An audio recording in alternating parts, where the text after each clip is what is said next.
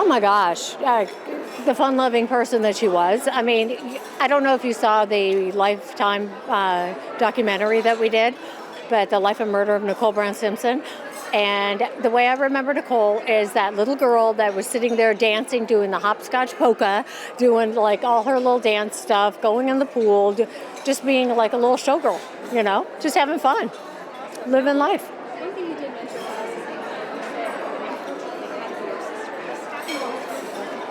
Yeah. Can you tell me a little bit about that? Well, since it was going on way before Nicole was murdered, and I knew nothing about it, and I think that what I wished I would have known something about it. I wish I would have known about the cycle of domestic violence.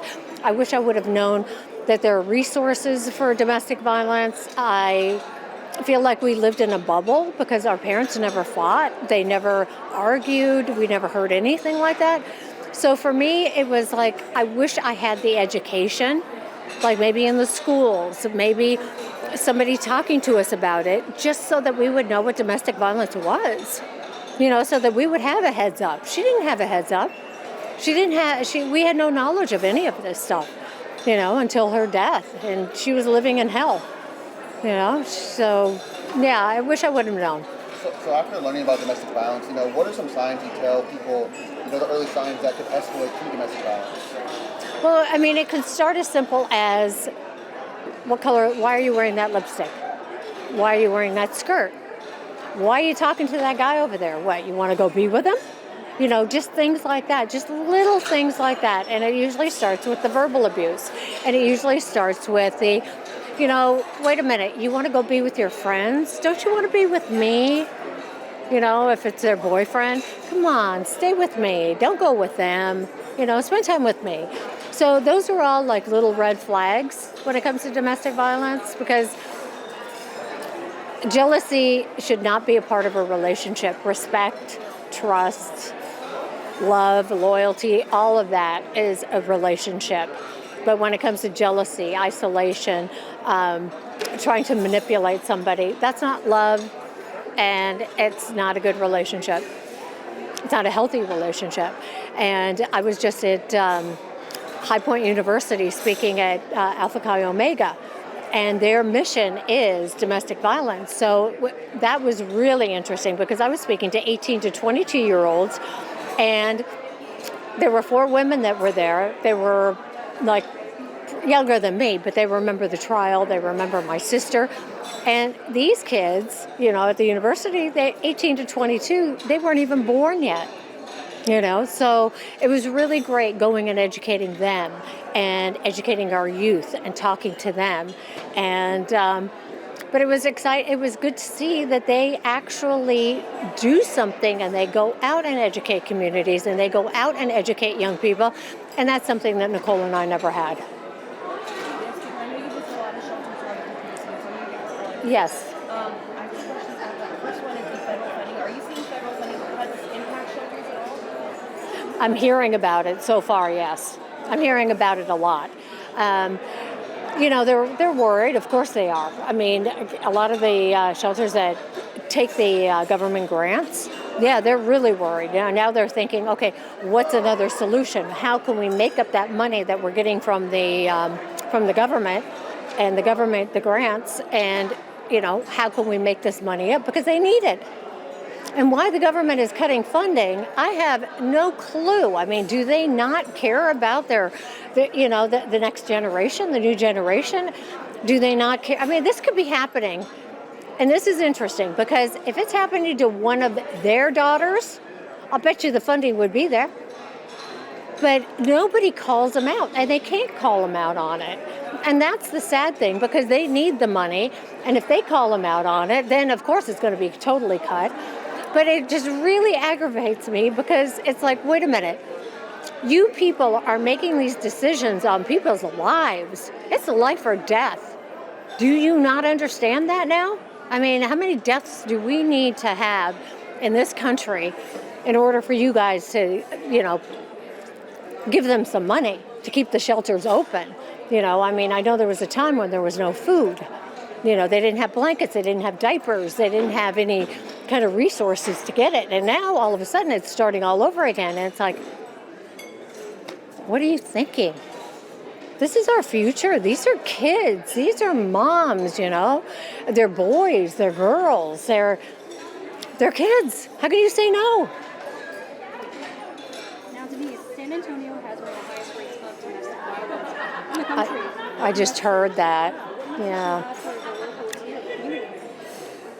I think you tell two friends, they tell two friends, they tell two friends, and keep talking about domestic violence.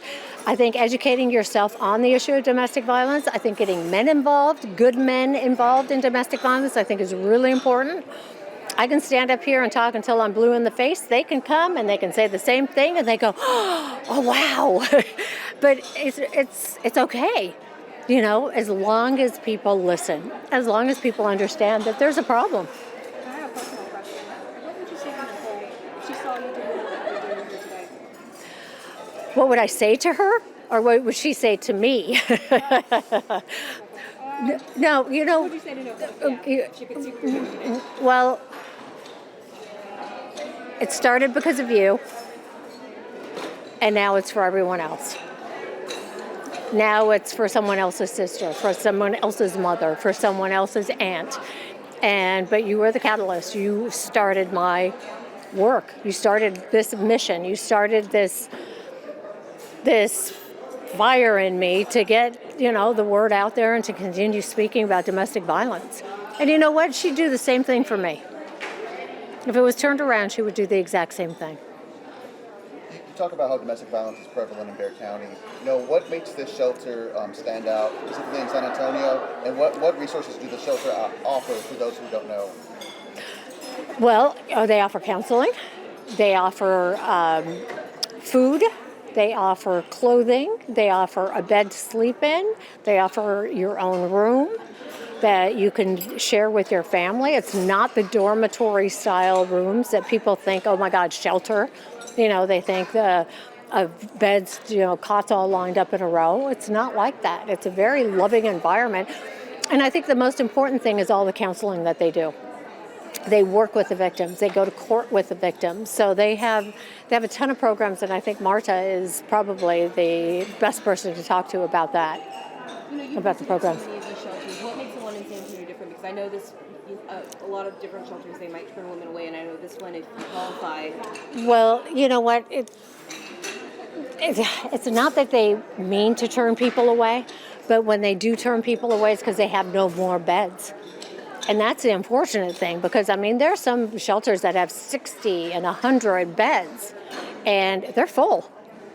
So, you know, if you have 60 beds, 60 rooms that are full to capacity, and you have no more room, you got to know that there's a problem here in this country. You know, so I just think that, you know, everybody just needs to do their part, and the shelter here, they do their part, and they do it in a big way.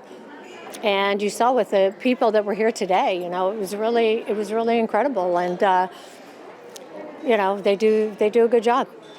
Did anything stand out to you about? Did you get to visit the shelter here? I haven't seen it yet. Okay. No, I saw it 22 years ago. Okay. 22 years ago I was here, and Marta, she keeps reminding me, she goes, you're the first speaker that's ever come back twice. And I said, oh my God, how exciting. So that was nice. Yeah, that was, yeah. What legal or policy changes do you hope to see next for domestic violence? Oh God, now? With this government, I hope they just keep the funding coming. You know, I hope the Violence Against Women Act gets reauthorized. I mean, you know, they're cutting funding. This is the government. Hello. You know, and I think the government, everything stems from the top. And it trickles down. So I truly believe that if we want to see anything, and if we want to have success in saving these people's lives, you need to have funding. You need money to do that. They don't, you know, services aren't for free. I mean, I wish they were. It'd be amazing if they were. But, you know, maybe somebody can go talk to somebody up in Washington and say, hey, these shelters should have free services. You know, but. Anything else that you want to add in? Well, what I'd like to tell, if you're a victim of domestic violence, if they hit you once, they will hit you again. And if they ever threaten to kill you, eventually one day they will. So get out before it's too late.